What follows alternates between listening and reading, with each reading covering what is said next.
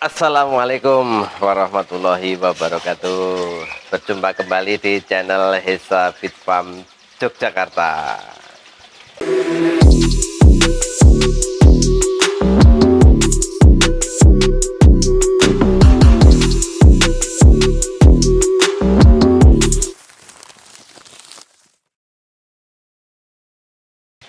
Teman-teman yang kami hormati, salam sejahtera bagi kita semuanya. Salam sehat selalu untuk teman-teman semuanya.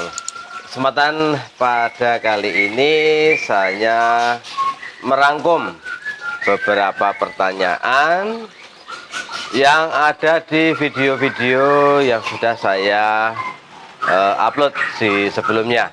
Jadi di situ banyak pembahasan yang sekiranya teman-teman yang sudah memutarnya itu mungkin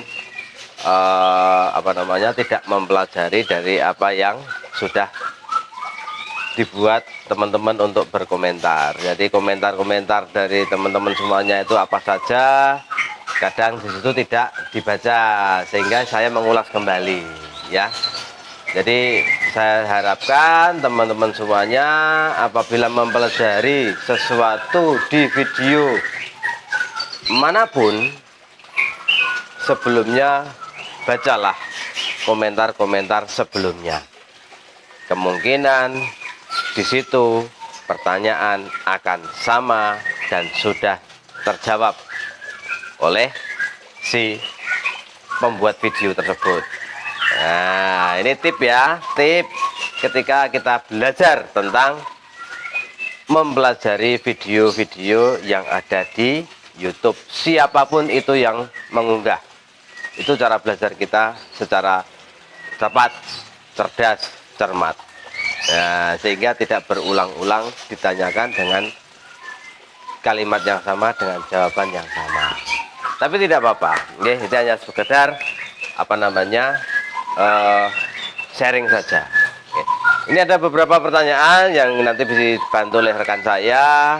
Silahkan Mas Bangkit untuk menyampaikan. Ada beberapa pertanyaan yang menyangkut tentang breeding murai batu. Silahkan. Oke, ini dari Mas Oki Bagus. Salam Pak D, ini untuk kasus betina sudah mekrok lowo, tapi jantan takut sama betina nggak mau kawin. Jantan dikejar terus sama betina, solusinya? Nah itu, jadi justru si jantan kalah dengan betina ya. Ya. Karena si betina buka sayap. Rata-rata betina buka sayap dan paruh menganga ya, buka paruh. Ada itu. Nah, asal di dalam penjodohan itu adalah kuncinya apa sih? Itu kan proses dalam waktu penjodohan awal ya. Tetapi kalau dia pada prinsipnya tidak tarung, tidak terjadi KDART ya, kekerasan dalam rumah tangga si burung tersebut, tidak ada masalah. Saya pun ada satu kasus seperti itu ya. Saya punya kasus seperti itu sampai 3 kali periode zong.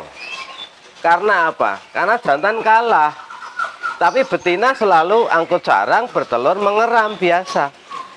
Tapi jantan ini masih kalah terhadap si betina dalam 3 periode produksi. Karena ketika saya sudah tahu bahwa ini pasti tidak kawin, karena ketika usia 8 atau 10 hari si betina ini ngeram, zong atau bening, ketika kita sorot memakai baterai.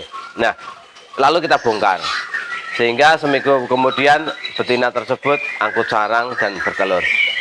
Alhamdulillah di 3 atau di sesi keempat baru bisa berproduksi. Kuncinya adalah ketika kita merawat indukan tersebut, walaupun si betina sudah ada aktivitas angkut sarang, bertelur dan mengeram, tetapi si jantan tidak tidak ngawin karena takut. Di dalam 3 periode itu kita full menggunakan vitamin reproduksi dan nutrisi reproduksi, tidak ada jeda. Kira-kira berapa lama itu kalau 3 sesi? Anggap saja 3 bulan. Ternyata di periode keempat alhamdulillah poin. Nah, itu kuncinya. Hanya teman-teman itu mau bersabar atau tidak dan melakukan asupan nutrisi terhadap burung tersebut. Karena jelas jantan kurang birahi. Itu sehingga butuh waktu untuk menaikkan birahi.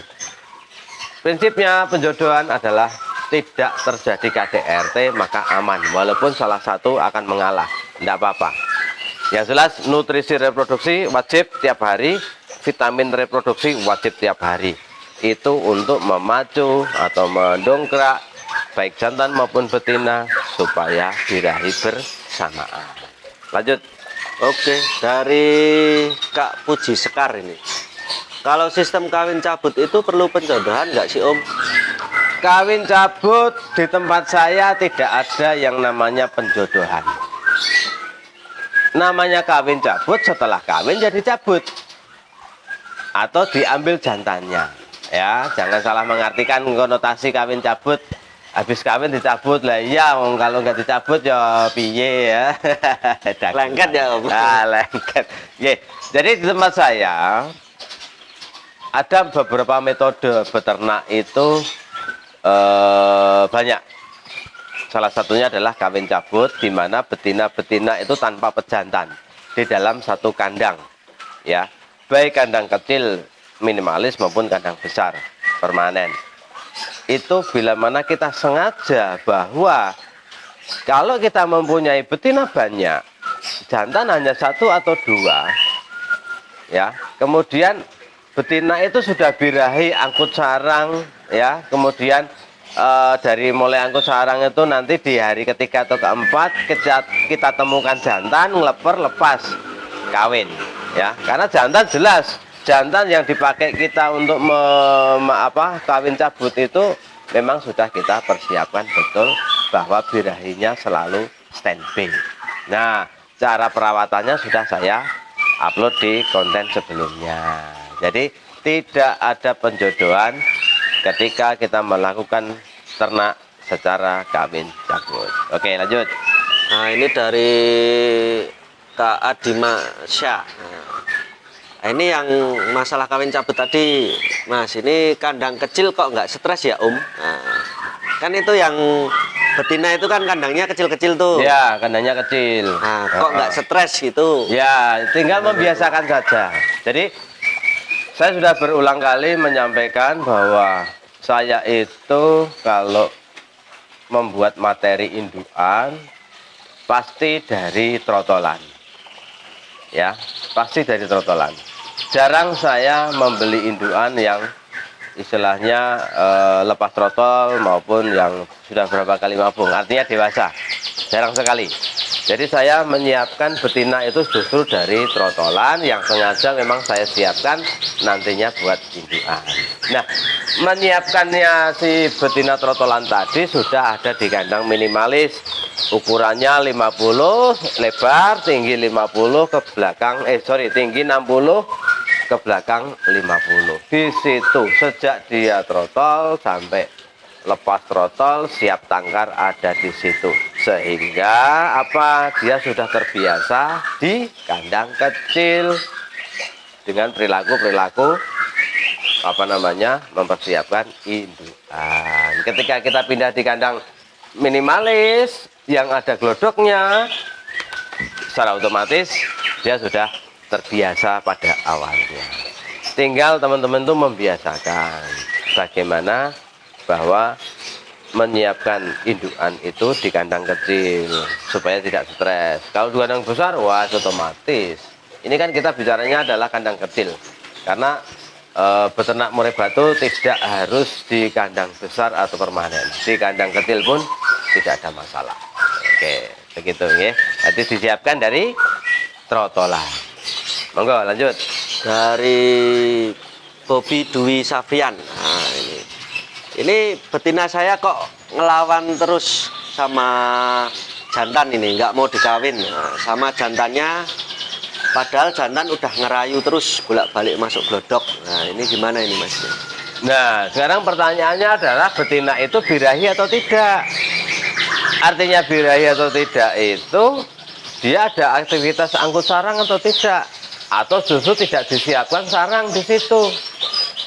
Nah, karena jelas itu tidak terjadi KDRT, cuman betinanya yang belum siap, ya.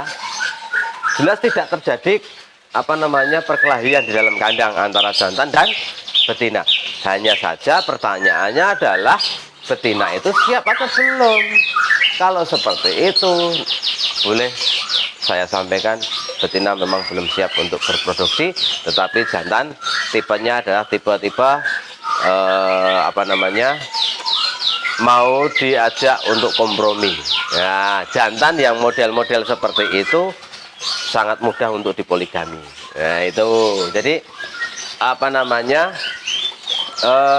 kita memang harus menyiapkan betina itu benar-benar untuk siap berproduksi. Kalau betina belum siap produksi, walaupun jantan rayu-rayu pun, sampai kapanpun ya akan seperti itu. Karena memang betina belum siap. Ya, jadi kuncinya adalah betina harus kita persiapkan untuk bagaimana dia birahi dengan betul, angkut sarang, kawin, bertelur, mengeram, loloh.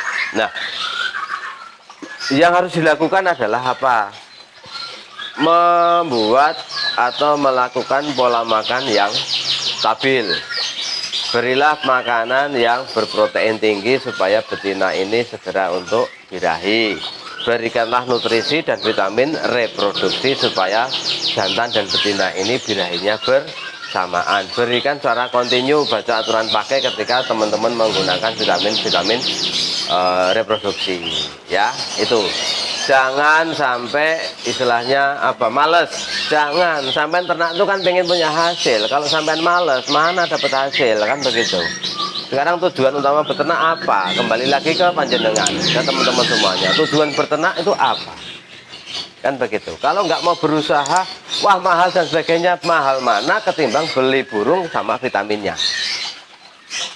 Mahal burungnya kan, sampai beli burung bisa, tapi beli vitamin nggak bisa. Ya piye, apalagi beli makanan yang berprotein tinggi di mana? Di kroto. Beli kroto aja nggak bisa, tapi beli burung bisa. Lah itu kan, aduh, ya itulah. Jadi kembali lagi ke teman-teman semua, hakikatnya dalam beternak itu apa sih? Ingin mengembangbiakkan materi ternak Anda, atau hanya iseng, atau serius di dalam beternak itu, atau sekedar hobi. Namanya hobi juga punya harapan supaya berkembang biak. Apalagi kita notabene adalah peternak, mendapatkan hasil dari ternakan kita justru akan lebih giat lagi. Ya itu ya, sekedar motivasi saja. Oke, lanjut. Ini dari Om Edi nih, cara membuat agar birahi bersamaan gimana, Kak? Nah, cara membuat birahi bersamaan adalah rutinitas di dalam kita mengaplikasikan pola makan. Ya, bagaimana pola makan induan, mempersiapkan induan segera untuk berproduksi, pola makan sudah kita upload. Sampai pelajari di sana. Ya, apa saja yang harus disiapkan. Kalau memang salah satu sumber makanan itu kok tidak ada, ya kita mencari alternatif yang lain apa, kan begitu. Makanan pokok utama apa sih? Burung jangkrik, ya. Oh, enggak ada kroto ya Om, enggak masalah. Adanya aja ulet hongkong sama jangkrik dan cacing, boleh. Makanan yang diberikan oleh burung itu sementing diolah dulu.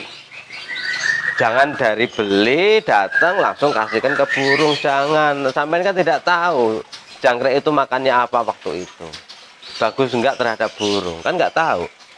Makanya ketika kita beli makanan terutama jangkrik itu ya diolah, kasih makanan yang bergizi, tujuannya untuk burung bukan untuk jangkriknya. Ya benar, jangkriknya sehat iya, tapi buat burung juga sangat berfungsi atau sangat berguna sekali buat reproduksi dari si burung tersebut. Sehingga di dalam membuat kebersamaan birahi ini itu tergantung dari makanan, vitamin yang kita berikan secara kontinu, berkelanjutan, jangan putus-putus, karena memang belum terlihat Produksi, kalau sudah produksi tinggal kita mengatur timingnya, kapan sih akan kita berikan vitamin reproduksi, kapan sih berhenti.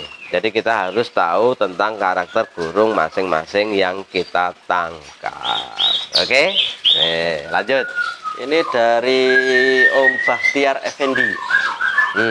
Kalau kalsium pakai remuan cangkang telur ayam atau bebek bisa nggak ya Om? Bisa. Kalsium dari yang alami ya, yang alami kita ya. dapat dari Telur. kulit atau cangkang telur ayam atau bebek atau burung puyuh itu bisa. Pada prinsipnya apa sih? Dimakan atau tidak itu yang perlu kita tahu. Mbok, piye ya bahasa Jawane iki? Kita ngasih kalsium semahal apapun, kok Kalau nggak dimakan dimakan, ya, percuma ya. percuma. Tapi kalau kita berikan kalsium murah, tapi bagus dan dia makan, ya itu tandanya bagus.